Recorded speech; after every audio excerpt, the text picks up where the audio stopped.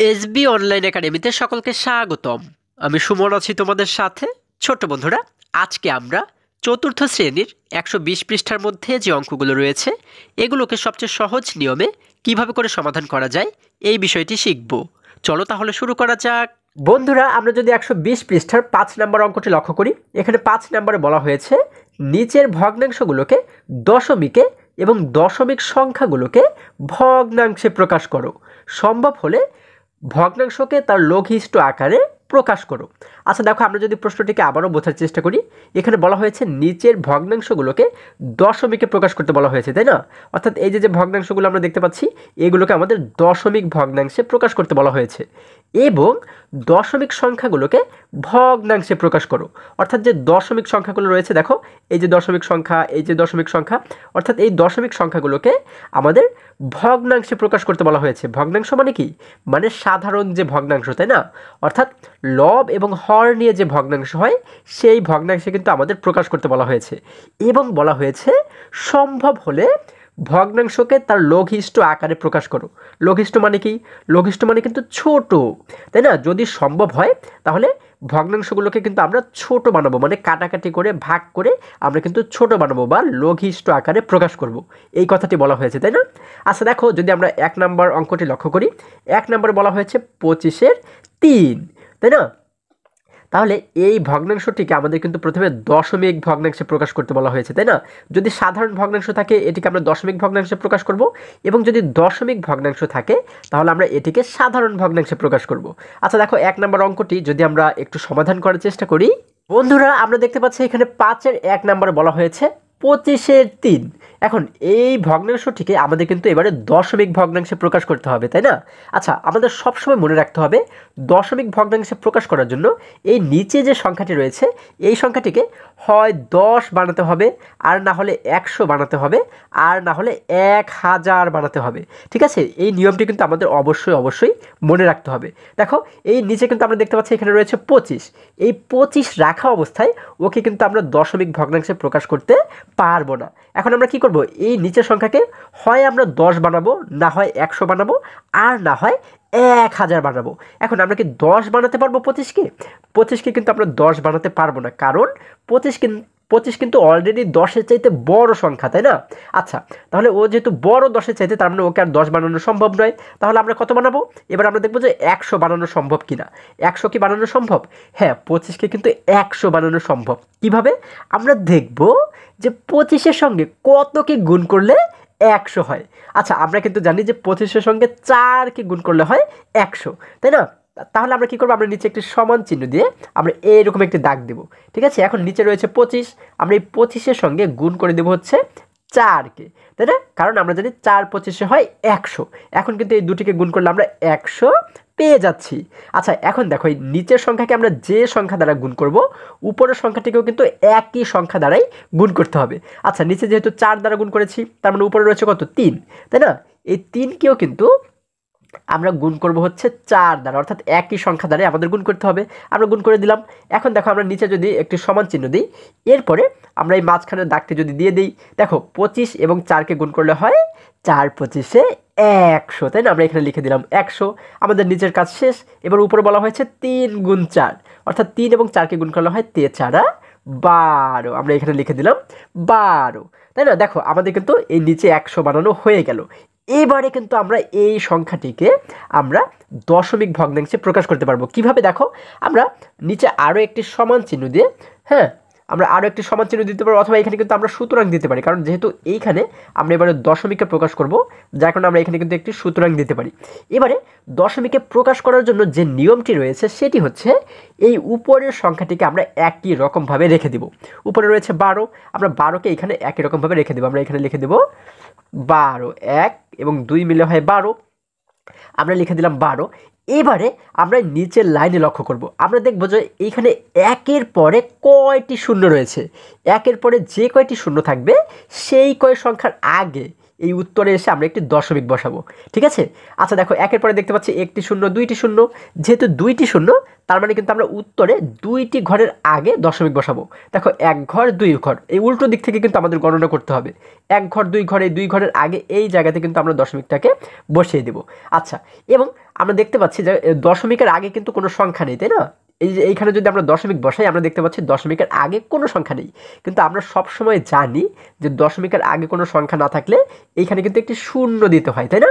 এবং যদি এখানে যদি কোনো সংখ্যা থাকতো তাহলে এই শূন্যটা আমাদের দেওয়ার প্রয়োজন নেই। যেহেতু কোনো সংখ্যা নেই, যার কারণে এখানে আমরা একটি শূন্য দিলাম। ঠিক আছে, দশমিকের আগে কখনোই ফাঁকা রাখতে হয় না। আচ্ছা, তাহলে আমাদের উত্তর হয়ে গেল 0.12। দেখো, এটিকে কিন্তু আমরা দশমিক ভগ্নাংশে প্রকাশ করে ফেললাম। এটি হচ্ছে আমাদের উত্তর। ঠিক আছে, আমরা উত্তর দিয়ে লিখবো হচ্ছে 0.12। দেখো কত সহজ। এবারে একই রকমভাবে যদি আমরা 3 নম্বর অঙ্কটি লক্ষ্য করি, দেখো বন্ধুরা, এখানের প্রত্যেকটি অঙ্ক যেহেতু একই রকম নিয়মে সমাধান করতে হবে, যার কারণে আমি তোমাদের সবগুলো সমাধান করে দেখাচ্ছি না, কিছু কিছু অঙ্ক সমাধান করে দেখাই। ঠিক আছে, আচ্ছা দেখো 3 নম্বরে বলা হয়েছে 4-এর 3। এখন নিচে আমরা দেখতে পাচ্ছি 4। এই 4কে তো এই অবস্থায় রাখা যাবে না, তাই না? এই 4কে আমাদের কি করতে হবে? হয় 10 বানাতে হবে, তাই না? আমাদের হয় এটিকে 10 বানাতে হবে, আর না হলে 100 বানাতে হবে, আর না হলে কত বানাতে হবে? 1000 বানাতে হবে। আচ্ছা, তাহলে 4কে কি আমরা কোনোভাবে 10 বানাতে পারবো? 4-এর সঙ্গে এমন কি কোনো সংখ্যা রয়েছে যে সংখ্যাকে গুণ করলে 10 হয়? বন্ধুরা, এমন কিন্তু কোনো সংখ্যা নেই, তাই না? তাহলে এবার আমরা দেখবো যে 4-এর সঙ্গে এমন কোনো সংখ্যা রয়েছে কিনা যে সংখ্যাকে গুণ করলে 100 হয়। আমরা জানি 4-এর সঙ্গে যদি 25কে গুণ করি তাহলে হয়ে যায় 4-25-এ 100। তাহলে আমরা কিন্তু এবারে 100 বানাতে পারবো, তাই না? আচ্ছা, তাহলে আমরা এবারে কী করবো? নিচে একটি সমান চিহ্ন দেবো। তারপরে এই 4-এর সঙ্গে আমরা এবারে গুণ করবো হচ্ছে 25কে, তাই না? দেখো 4 গুণ 25, দেখো 4-25 হয়ে যাবে 100। আমাদের কিন্তু সবসময় এইখানে 100 বানাতে হবে, অথবা 10 বানাতে হবে, অথবা 1000 বানাতে হবে। এতটুকু আমরা পারলে কিন্তু এই অঙ্কগুলো খুবই সহজ, তাই না? আচ্ছা, তাহলে নিচের সংখ্যাকে যেহেতু 25 দ্বারা গুণ করেছি, তার মানে উপরের সংখ্যাকেও 25 দ্বারাই গুণ করতে হবে। উপরে রয়েছে 3, তাহলে আমরা এই 3কে এবারে গুণ করব 25 দ্বারা। আমরা উপরে লিখে দিলাম 25। এখন নিচের লাইনে এসে আমরা দেখতে পাচ্ছি 4 এবং 25কে গুণ করলে হয় 4-25-এ 100। আমরা নিচে লিখে দিলাম 100। 3 এবং 25কে গুণ করলে হয় 3-25-এ 75। আমরা এই উপরে লিখে দিলাম 75। আমাদের এতটুকুর কাজ শেষ। এখন নিচে যেহেতু 100 আমরা পেয়ে গেছি, এখন কিন্তু আমরা এটিকে দশমিক ভগ্নাংশে প্রকাশ করতে পারবো, তাই না? আমরা লিখলাম হচ্ছে সুতরাং। এখন আমরা দশমিকে কীভাবে প্রকাশ করব? আমরা জানি উপরের সংখ্যাটিকে একই রকমভাবে রেখে দিতে হয়। উপরে রয়েছে 75, আমরা এখানে লিখে দিলাম 75। এখন আমরা দশমিকটাকে বসাবো, তাই না? দশমিকটাকে কোথায় বসাবো? আমরা দেখব যে নিচে একের পরে কয়টি শূন্য রয়েছে। একের পরে যে কয়টি শূন্য থাকবে সেই কয় সংখ্যার আগে দশমিক বসাতে হয়। দেখো একের পরে শূন্য রয়েছে 1টি 2টি, তার মানে 2 সংখ্যার আগে, 1 সংখ্যা 2 সংখ্যা, এই 2 সংখ্যার আগে এই জায়গাতে আমরা দশমিকটাকে বসিয়ে দেব। এবারে দেখতে পাচ্ছি দশমিকের আগে কিন্তু কোনো সংখ্যা নেই, যার কারণে কী করবো? এখানে একটি শূন্য দিয়ে দেব। তাহলে আমাদের উত্তর হয়ে গেল 0.75, তাই না? এটি হচ্ছে কি আমাদের উত্তর। আমরা উত্তর দিয়ে লিখে দেব 0.75। আশা করি সকলেই তোমরা এই অঙ্কটিও খুবই সহজেই বুঝতে পেরেছো। এবারে যদি এখান থেকে আমরা আরও কিছু অঙ্ক সমাধান করার চেষ্টা করি, দেখো বন্ধুরা, আমরা দেখতে পাচ্ছি 5-এর 4 নম্বরে বলা হয়েছে 0.6। দেখো এটি কিন্তু অলরেডি দশমিক ভগ্নাংশে রয়েছে, তাই না? তাহলে দশমিক ভগ্নাংশে থাকলে আমাদের কি বলা হয়েছে? এটিকে সাধারণ ভগ্নাংশে প্রকাশ করতে বলা হয়েছে। সাধারণ ভগ্নাংশ মানে কি?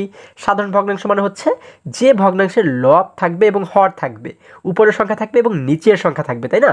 আচ্ছা, তাহলে আমরা এটিকে সাধারণ ভগ্নাংশে কীভাবে প্রকাশ করতে পারি? আমরা একটি সমান চিহ্ন দেব। সমান চিহ্ন দেওয়ার পরে আমরা এরকম একটি দাগ দিব, তাই না? কারণ সাধারণ ভগ্নাংশে দুটি অংশ থাকে, উপরে একটি অংশ, নিচে একটি অংশ। এখন এই উপরে আমরা কি লিখব? দেখো এই অঙ্কগুলো কিন্তু আরও সহজ। আমরা উপরে দেখব যে এইখানে আমরা ধরে নিই যে এই দশমিকটা নেই। ঠিক আছে, এই দশমিকটা যদি না থাকে তাহলে এখানে যে সংখ্যাটি আমরা দেখতে পাচ্ছি এটি হচ্ছে কত? 0.6, তাই না? আমরা জানি যে যে কোনো সংখ্যার আগে যদি শূন্য থাকে তাহলে কিন্তু এই শূন্যের কোনো দাম থাকে না, তাই না? আচ্ছা, তাহলে আমরা এবারে যে কাজটি করব, আমরা কিন্তু এখানে দেখতে পাচ্ছি শুধুমাত্র 6 রয়েছে। তাহলে এই 6কে আমরা উপরে এই জায়গাতে লিখে দেব। ঠিক আছে, তারপরে দেখো এরপর আমরা যে কাজটি করব, আমাদের উপরের লাইনের কাজ শেষ। এখন আমরা নিচে আমরা যে কাজটি করব সেটি হচ্ছে এই যে দশমিক রয়েছে এই শূন্যটাকে আমাদের আর কোনো দরকার নেই। আমরা এই যে দশমিক দেখতে পাচ্ছি, দশমিকের জন্য একটি 1 দিব। ঠিক আছে, সবসময় দশমিকের জন্য একটি 1 দিতে হয়। আমরা একটি 1 দিলাম। এরপরে দশমিকের পরে যে কয়টি সংখ্যা থাকবে সেই কয়টি সংখ্যার জন্য এক একটি করে কিন্তু শূন্য দিতে হয়। ঠিক আছে, দশমিকের পরে এখানে সংখ্যা রয়েছে একটি, তার মানে কিন্তু আমরা এখানে একটি শূন্য দিব। তাহলে দেখো এখানে কিন্তু হয়ে গেল 10-এর 6। আমরা কিন্তু এটিকে সাধারণ ভগ্নাংশে প্রকাশ করে ফেললাম। এবারে আমাদের কিন্তু বলা হয়েছিল যে যদি এই ভগ্নাংশকে লঘিষ্ঠ আকারে প্রকাশ করা যায় তাহলে কিন্তু লঘিষ্ঠ করতে বলা হয়েছিল, তাই না? মানে ছোট বানাতে বলা হয়েছিল। এখন আমরা দেখব যে এই এই ভগ্নাংশটিকে ছোট বানানো যায় কিনা। ছোট বানাতে হয় কিভাবে? ভাগ করে, তাই না? আমরা দেখব যে এমন কোনো সংখ্যা রয়েছে কিনা যে সংখ্যা দ্বারা আমরা 6কেও ভাগ করতে পারবো, আবার 10কেও ভাগ করতে পারবো। এমন কি কোনো সংখ্যা রয়েছে? হ্যাঁ বন্ধুরা, এমন কিন্তু একটি সংখ্যা রয়েছে, সেটি হচ্ছে 2, তাই না? 2 কিন্তু একটি জোড় সংখ্যা। 2 দ্বারা যে কোনো জোড় সংখ্যাকেই ভাগ করা যায়। দেখো 2 দ্বারা 6কে ভাগ করলে হয়, আমরা জানি 3 দুগুণ 6, আমরা পাই হচ্ছে 3। আবার 2 দ্বারাই যদি 10কে ভাগ করি তাহলে হয় 5 দুগুণ 10। আমরা কিন্তু একই সংখ্যা দ্বারাই উপরের নিচে দুটি সংখ্যাকেই কাটাকাটি করবো, তাই না? তাহলে দেখো আমরা উপরে পাচ্ছি 3, নিচে পাচ্ছি 5।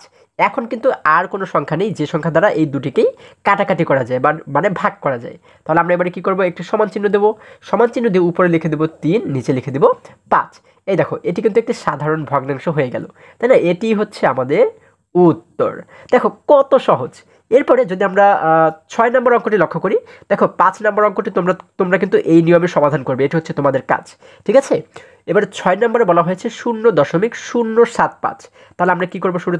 শুরুতে একটি সমান চিহ্ন দেবো, তারপর একটি দাগ দিব। এখন আমরা জানি উপরের সংখ্যাটি কিভাবে করে বের করতে হয়। আমরা ধরে নিব যে এই দশমিকটি নেই, তাই না? তাহলে এইখানে যে সংখ্যাটি পাই সেই সংখ্যাটিকে কিন্তু উপরে আমরা লিখে দেব। আমরা পাই 0075। দেখো আমরা জানি যে কোনো সংখ্যার আগে যদি শূন্য থাকে এই শূন্যগুলোর কোনো দাম থাকে না, তাই না? তাহলে কিন্তু এই শূন্য বাদ দিলে থাকে শুধুমাত্র 75। আমরা উপরে লিখে দেব 75। আচ্ছা, আমাদের উপরের কাজ শেষ। এবারে আমরা নিচে কিভাবে সমাধান করব? আমরা জানি এই দশমিকের জন্য একটি 1 দিতে হয়, আমরা দশমিকের জন্য একটি 1 দিলাম। এবং এরপরে লক্ষ্য করব দশমিকের পরে কয়টি সংখ্যা রয়েছে মোট, তাই না? এখানে সংখ্যা রয়েছে 1টি, 2টি, 3টি। যেহেতু 3টি সংখ্যা, তার মানে 3টি সংখ্যার জন্য 3টি শূন্য দেবো। 1টি শূন্য, 2টি শূন্য, 3টি শূন্য। দেখো তাহলে হয়ে গেল 1075, তাই না? আচ্ছা, এবারে আমরা কি করব? এটিকে কাটাকাটি করে ছোট করা যায় কিনা সেটি কিন্তু আমরা লক্ষ্য করব, তাই না? আচ্ছা, এমন কি কোনো সংখ্যা রয়েছে যে সংখ্যা দ্বারা 75কেও কাটাকাটি করা যাবে, আবার 1000কেও কাটাকাটি করা যাবে? হ্যাঁ, এমন কিন্তু কয়েকটি সংখ্যা রয়েছে। যেমন 5 দ্বারা আমরা এই দুটিকেই ভাগ করতে পারবো, তারপরে 25 দ্বারাও কিন্তু আমরা এই দুটিকেই ভাগ করতে পারবো। এখন যত বড় সংখ্যা দ্বারা আমরা ভাগ করব ততই কিন্তু অঙ্কটা আমাদের তাড়াতাড়ি সমাধান করা হয়ে যাবে, ঠিক আছে? যখন আমরা ছোট সংখ্যা দ্বারা ভাগ করব তখন কিন্তু আমাদের বারবার ভাগ করতে হবে, বারবার কাটাকাটি করতে হবে। আর যখন বড় সংখ্যা দ্বারা ভাগ করব তখন একবার ভাগ করলেই হয়ে যাবে, হ্যাঁ? আচ্ছা দেখো, যদি আমরা 25 দ্বারা ভাগ করি, 25 দ্বারা 75কে ভাগ করলে কয়বার ভাগ করা যায়? আমরা জানি 3 25 75, অর্থাৎ 3 বার ভাগ করা যায়। আমরা লিখে দিলাম 3। এবং যদি একই রকমভাবে 25 দ্বারা 1000কে ভাগ করি তাহলে আমরা পাবো হচ্ছে 40, ঠিক আছে? অর্থাৎ 25 দ্বারা 1000কে ভাগ করলে 40 বার ভাগ করা যায়। তাহলে দেখো উপরে পাচ্ছি 3, নিচে পাচ্ছি 40। এখন কিন্তু আর এমন কোনো সংখ্যা নেই যে সংখ্যা দ্বারা আমরা এই দুটিকেই ভাগ করতে পারবো। তার মানে আমরা কি করবো? এবারে সমান চিহ্ন দিয়ে আমরা কিন্তু উপরে লিখে দেবো হচ্ছে 3, নিচে লিখে দেবো 40। এটি হচ্ছে কি আমাদের উত্তর। দেখো এটিকে কিন্তু আমরা একটি সাধারণ ভগ্নাংশে প্রকাশ করলাম, তাই না? আশা করি সকলেই তোমরা খুবই সহজেই বুঝতে পেরেছো। এরপরে যদি আমরা আবারও বইয়ের কাছে ফিরে যাই, দেখো বন্ধুরা, আমরা যদি এবারে আরেকটু নিচে অর্থাৎ 6 নম্বর অঙ্কটি লক্ষ্য করি, এখানে 6 নম্বরে বলা হয়েছে গতকালের সর্বোচ্চ তাপমাত্রা ছিল 32.55 ডিগ্রি সেলসিয়াস এবং আজকের সর্বোচ্চ তাপমাত্রা 28.87 ডিগ্রি সেলসিয়াস। এই 2 দিনের তাপমাত্রার পার্থক্য কত? আচ্ছা দেখো, আমরা যদি এই প্রশ্নটিকে আবারও বোঝার চেষ্টা করি, এখানে বলা হয়েছে গতকালের সর্বোচ্চ তাপমাত্রা ছিল হচ্ছে 32.55 ডিগ্রি সেলসিয়াস, তাই না? এবং আজকের সর্বোচ্চ তাপমাত্রা হচ্ছে 28.87 ডিগ্রি সেলসিয়াস। আচ্ছা দেখো, 2 দিনের তাপমাত্রা কিন্তু আমাদের এখানে দেয়া রয়েছে, তাই না? এবারে বলা হয়েছে এই 2 দিনের তাপমাত্রার পার্থক্য কত? আচ্ছা, তাহলে 2 দিনের তাপমাত্রার পার্থক্য বের করতে যেহেতু আমাদের বলা হয়েছে, আমাদের সবসময় মনে রাখতে হবে পার্থক্য মানেই হচ্ছে বিয়োগ, ঠিক আছে? অর্থাৎ যখন যে কোনো দুটি সংখ্যার পার্থক্য আমাদের বের করতে বলা হবে তখন আমরা বুঝবো যে বড় সংখ্যা থেকে ছোট সংখ্যাটিকে বিয়োগ করতে হবে। যখন আমরা বিয়োগ করব তখনই কিন্তু পার্থক্যটা পেয়ে যাব, ঠিক আছে? এটি আমাদের সবসময় মাথায় ঢুকিয়ে রাখতে হবে যে পার্থক্য বললেই আমরা সবসময় কী করব? বিয়োগ করব। আচ্ছা, তাহলে এখানে এই দুটি সংখ্যার মধ্যে বড় কোনটি? এটি হচ্ছে 32 এবং আমরা কিন্তু দশমিকের আগের সংখ্যা দুটি দেখলেই বুঝবো যে কোনটি বড়, তাই না? এটি হচ্ছে দশমিকের আগে রয়েছে 32, এখানে দশমিকের আগে রয়েছে 28। তাহলে 28 বড় নাকি 32 বড়? অবশ্যই 32 বড়। তাহলে আমরা এই 32.55 থেকে যদি 28.87 ডিগ্রিকে যদি আমরা বিয়োগ করে দিই তাহলেই পেয়ে যাব এই 2 দিনের তাপমাত্রার পার্থক্য কত। দেখো কত সহজ একটি অঙ্ক, তাই না?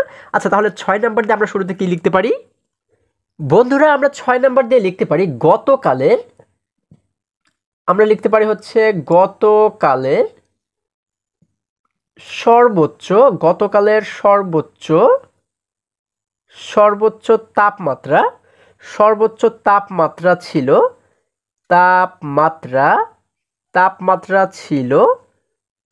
সর্বোচ্চ তাপমাত্রা ছিল কত? আমাদের বলা হয়েছে 32.55 ডিগ্রি সেলসিয়াস, তাই না? 32.55 ডিগ্রি 55 ডিগ্রি সেলসিয়াস, তাই না? আমরা সংক্ষেপে লিখলাম সেলসিয়াস, ঠিক আছে? আচ্ছা, আমার যেহেতু এখানে জায়গা কম, আমি সেলসিয়াসটিকে কিন্তু সংক্ষেপে লিখে দিলাম। আচ্ছা, আমরা লিখলাম গতকালের সর্বোচ্চ তাপমাত্রা ছিল 32.55 ডিগ্রি সেলসিয়াস। এবং আমরা নিচে কি লিখবো? আমরা লিখবো হচ্ছে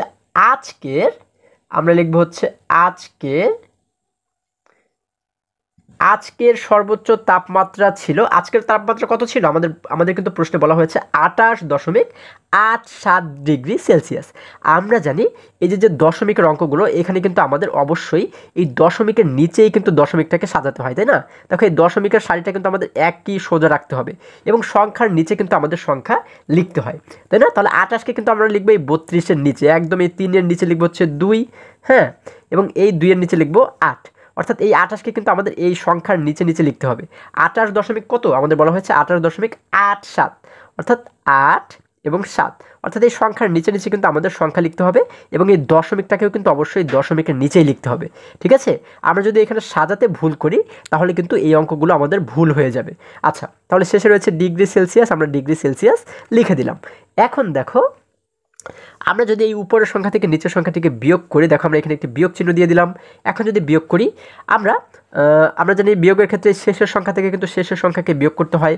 আমরা উপরে দেখতে পাচ্ছি রয়েছে 5 থেকে আমরা কি 7কে বিয়োগ করতে পারবো? পারবো না। কারণ কি?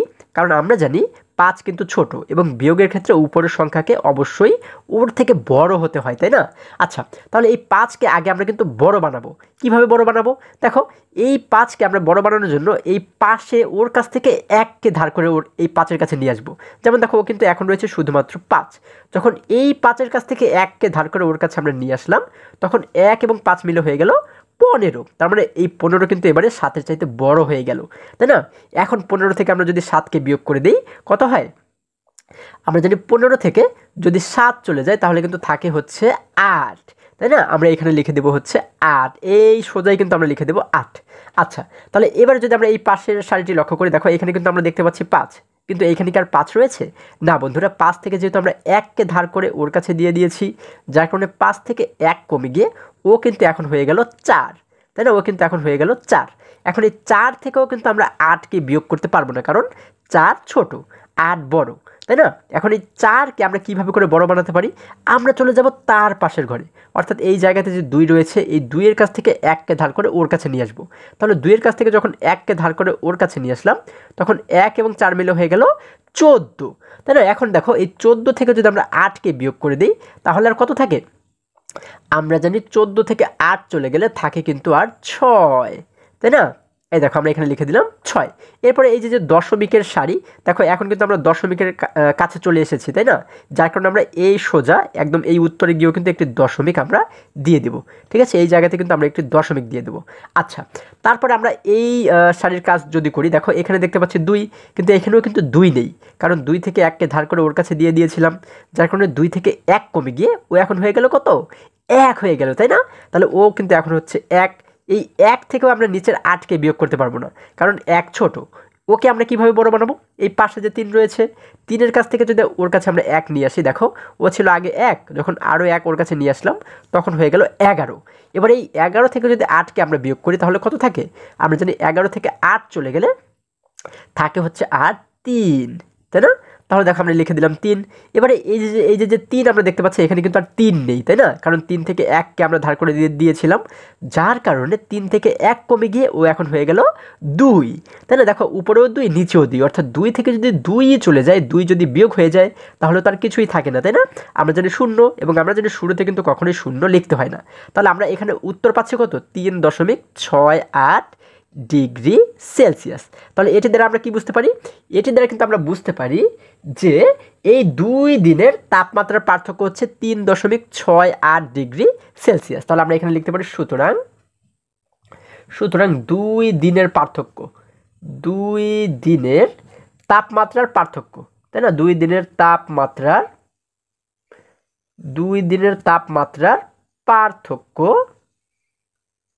পার্থক্য হচ্ছে কত? 3.68 ডিগ্রি সেলসিয়াস। তাহলে আমরা কিন্তু উত্তর দিয়ে এই কথাটি লিখে দেব, ঠিক আছে? আমরা উত্তর দিয়ে কি লিখব? আমরা উত্তর দিয়ে লিখব 3.68 ডিগ্রি সেলসিয়াস, তাই না? Degree Celsius. আচ্ছা, তাহলে আশা করি সকলে তোমরা এই অঙ্কটিও খুবই সহজেই বুঝতে পেরেছো। এরপরে যদি আমরা আবারও বইয়ের কাছে ফিরে যাই, দেখো বন্ধুরা, এবারে যদি আমরা আরও নিচে অর্থাৎ 7 নম্বর অঙ্কটি লক্ষ্য করি, এখানে 7 নম্বরে বলা হয়েছে তোমার কাছে নিচের 4টি কার্ড রয়েছে, এগুলোকে ডান পাশের নির্দেশনা অনুযায়ী দশমিক সংখ্যা তৈরি করো। অর্থাৎ আমরা যদি এটিকে আবারও বোঝার চেষ্টা করি, এখানে বলা হয়েছে তোমার কাছে নিচের 4টি কার্ড রয়েছে। এই দেখো আমরা কিন্তু নিচের 4টি কার্ড দেখতে পাচ্ছি, তাই না? এখন বলা হয়েছে এগুলোকে ডান পাশের নির্দেশনা অনুযায়ী দশমিক সংখ্যা তৈরি করো। অর্থাৎ এই কার্ডগুলোকে ব্যবহার করে, দেখো এই কার্ডে কিন্তু কিছু সংখ্যা রয়েছে, তাই না? এই সংখ্যাগুলো ব্যবহার করে এই ডান পাশে যে নির্দেশনা রয়েছে, দেখো এই জায়গায় কিন্তু আমরা দেখতে পাচ্ছি 4টি ঘর রয়েছে এবং আমরা দেখতে পাচ্ছি এই মাঝখানে কিন্তু একটি দশমিক রয়েছে। তাহলে এই নির্দেশনা অনুসরণ করে আমাদের কিন্তু কি বলা হয়েছে? একটি দশমিক সংখ্যা তৈরি করতে বলা হয়েছে, তাই না? আচ্ছা, তাহলে এবারে যদি আমরা একটু নিচে অর্থাৎ এই উদ্দীপক থেকে আমাদের কিন্তু 2টি প্রশ্ন করা হয়েছে, তাই না? আমরা যদি 1 নম্বর প্রশ্নটি লক্ষ্য করি, এখানে 1 নম্বরে বলা হয়েছে সর্বোচ্চ কোন সংখ্যাটি তৈরি করতে পারো। অর্থাৎ এই যে কার্ডগুলো আমরা দেখতে পাচ্ছি, এগুলোকে ব্যবহার করে সর্বোচ্চ কোন সংখ্যাটি তৈরি করতে পারো। মানে সর্বোচ্চ বলতে কি? সবচাইতে বড় কোন সংখ্যাটি তুমি এখানে তৈরি করতে পারো, তাই না? তাহলে এই কার্ডগুলোকে ব্যবহার করে যখন আমরা সবচাইতে বড় মানে সর্বোচ্চ সংখ্যাটি তৈরি করব, তখন আমরা কিভাবে করে করতে পারি? দেখো, বড় সংখ্যা তৈরি করার জন্য আমরা যদি বড় থেকে ছোট সাজিয়ে লিখি, তাহলেই কিন্তু সবচাইতে বড় সংখ্যাটি হয়ে যাবে, ঠিক আছে? আচ্ছা, যেমন দেখো এই যে 1, 3, 5 এবং 0, এগুলোর মধ্যে সবচাইতে বড় কে? 5, তারপরে বড় হচ্ছে 3, তারপরে বড় হচ্ছে 1, তারপরে বড় হচ্ছে 0। এখন আমরা যদি এগুলোকে বড় থেকে ছোট আকারে লিখি, তাহলে কিন্তু সবচাইতে বড় সংখ্যাটি আমাদের তৈরি করা হয়ে যাবে, ঠিক আছে? তাহলে সবচাইতে বড় হচ্ছে 5, তাই না? আমরা শুরুতে লিখবো হচ্ছে ধরো এখানে 5, তারপরে বড় হচ্ছে 3, তাই না? তাহলে আমরা এরপরে লিখবো হচ্ছে 3, দেখো এই ঘরে লিখবো হচ্ছে আমরা 3, এখানে কিন্তু একটি দশমিক রয়েছে, তাই না? এরপর আমরা লিখলাম 3, তারপরে বড় হচ্ছে কি 1, তারপরে সবার শেষে বড় হচ্ছে 0। তাহলে দেখো আমরা যদি এখানে 1 লিখি এবং 0টাকে যদি শেষে লিখি, তাহলে কিন্তু দেখো এই শূন্যের অর্থাৎ শেষে যে শূন্যটা আমরা লিখবো, এটির কিন্তু কোনো দাম থাকলো না। কেন? কারণ আমরা জানি দশমিকের পরে যদি একদম শেষে গিয়ে শূন্য থাকে, তাহলে সেই শূন্যের কিন্তু কোনো মূল্য থাকে না। এখানে যতগুলো শূন্যই থাকুক না কেন, সেই শূন্যগুলোর কোনো মূল্য থাকে না। এই জন্য এই শূন্যটাকে তো আমাদের অবশ্যই মূল্য রাখতে হবে, তাই না? এই জন্য আমরা কী করবো? এই শূন্যটাকে একদম শেষে না দিয়ে ওকে আমরা আগে দেব, আগে দেব, ঠিক আছে? এবং এই যে 1 বাকি থাকে, এই 1টাকে আমরা সবার শেষে দেব। যখন শেষে গিয়ে 1 থাকবে, তখন কিন্তু এই শূন্যটার এবারে দাম আছে। কিন্তু এই শূন্যটা যদি একদম শেষে দিতাম, তাহলে এই শূন্যের কিন্তু কোনো দাম থাকতো না, ঠিক আছে? এই জন্য কিন্তু আমরা এই শূন্যটাকে আগে লিখলাম।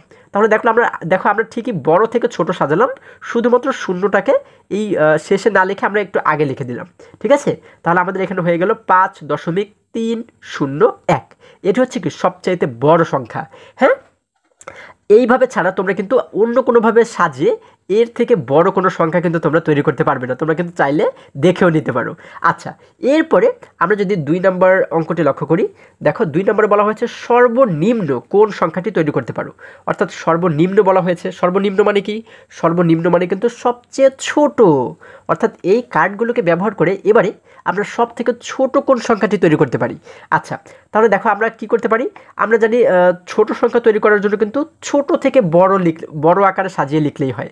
অর্থাৎ সবচাইতে ছোটোটাকে আমরা শুরুতে লিখব, তারপরে যেটা ছোট সেটাকে লিখব, তারপরে ছোট যেটা সেটিকে লিখব। এইভাবে ছোট থেকে বড় আকারে যদি সাজাই, তাহলে কিন্তু আমরা সর্বনিম্ন সংখ্যাটি তৈরি করতে পারবো। তাহলে দেখো এখানে সবচাইতে ছোটকে? সবচাইতে ছোট কিন্তু 0, তাই না? তাহলে আমরা এই জায়গাতে এই ঘরে যদি আমরা শুরুতে লিখি 0, তারপরে একটি দশমিক রয়েছে, এখানে আমরা দিলাম একটি দশমিক। এখন দেখো আমরা কিন্তু এই শূন্যটাকে আগে দিলাম। কেন?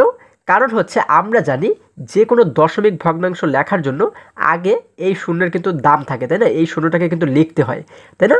আচ্ছা, এই শূন্যের যেহেতু দাম রয়েছে যার কারণে শূন্য দিয়ে আমরা কিন্তু এবারে শুরু করলাম। আচ্ছা, শুরুতে দিলাম শূন্য, এরপরে দশমিক রয়েছে, এই দশমিকটাকে আমরা এই জায়গাতে দিয়ে দিলাম। এরপরে শূন্যের পরে বড় কে? 1 বড়, আমরা এখানে লিখে দিলাম 1। তারপরে বড় কে? তারপরে বড় হচ্ছে 3, আমরা লিখে দিলাম 3, এবং তারপরে বড় হচ্ছে 5, আমরা লিখে দিলাম 5। তাহলে এখানে হয়ে গেল 0.135। দেখো, তাহলে আমরা এইখানে সবচাইতে বড় সংখ্যাটি অর্থাৎ সর্বোচ্চ সংখ্যাটি তৈরি করলাম, আবার এই জায়গাতে কিন্তু আমরা সর্বনিম্ন সংখ্যাটি তৈরি করলাম, তাই না? তাহলে কিন্তু আমাদের এই দুটিকেই সমাধান করা হয়ে গেল। আশা করি আজকের প্রত্যেকটি অঙ্ক তোমরা খুবই সহজে এবং খুবই মজায় মজায় শিখতে পেরেছো।